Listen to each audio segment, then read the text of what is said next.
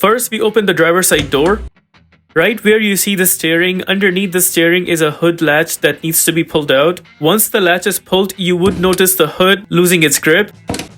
Right where the logo is, on top of the logo, there is a lever that needs to be lifted upwards.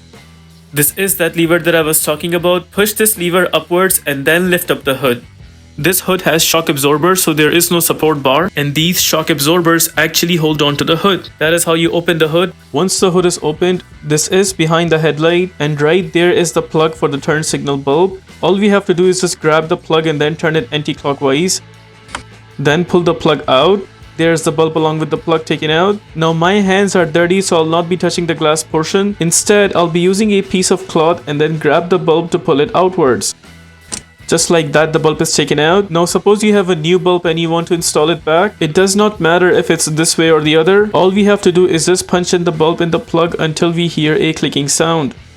There it is. Now we will go ahead and punch in the plug back to where we took it out from. We'll make sure the plug is completely in first. Once the plug is completely in, only then we will turn the plug clockwise to install it firm and strong. Just like that, and it's not coming out anymore. With that, we are done with the replacement of turn signal bulb. Now suppose you want to close the hood back. We lower the hood up until the middle. Now to close the hood properly, we will leave the hood from the middle with a slight push.